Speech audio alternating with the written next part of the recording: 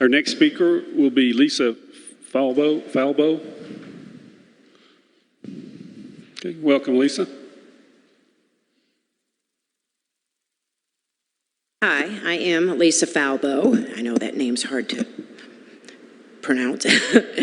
I am co-founder of the SHARE project along with Michelle Rogers, whom has spoken with you guys in previous commissioners meetings. I have been keeping up, just a little side note, I've been keeping up with the commissioners meetings through your online streaming, and I appreciate you guys doing that. That makes it very easy these days. I also want to commend the board on the last Monday morning meeting that you guys had. It seemed to me that it was the first real conversation that you guys have had taken place between you guys as it relates to addiction, and specifically the role that harm reduction and the different recovery programs in Haywood County have to offer.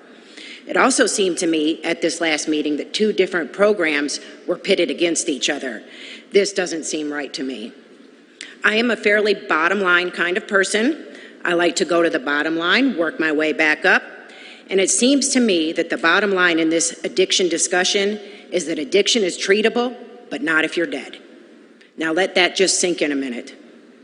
The basic role of harm reduction is to keep someone alive so they can go get the treatment that's needed.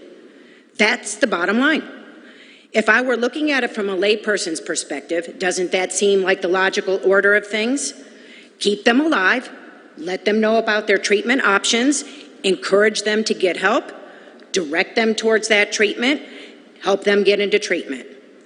Now I realize there's a lot of things I left out there, a lot of details that can't be left out when making a decision. Details like the fact that overdose rates are continuing to climb, especially right now in this time of isolation and physical distancing. That is not numbers put out by harm reduction. That is numerous national organizations that report these numbers. In fact, just last week, nationally, overdoses were up 42% from last year. 42%. Details that, like right now in Haywood County, we track deaths of despair. Details like the fact that addiction is and has been recognized as a disease for several years now. In other words, if you take the clean needles away, that doesn't take the disease away. It's a disease. You just increase the possibility that they will never seek treatment and contract another disease.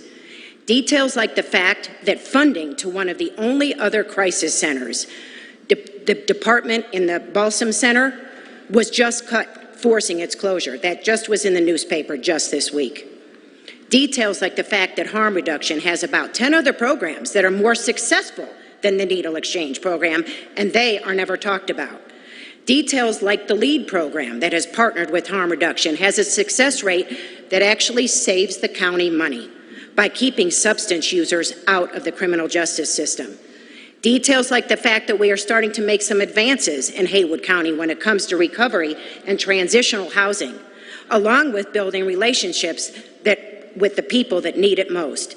Details like the fact that there are now more grassroots efforts here in Haywood County that are making progress, and we are all trying to work together. We don't need these efforts pitted against each other. Details like the fact that stigma alone keeps people from seeking help. Let me define stigma for you.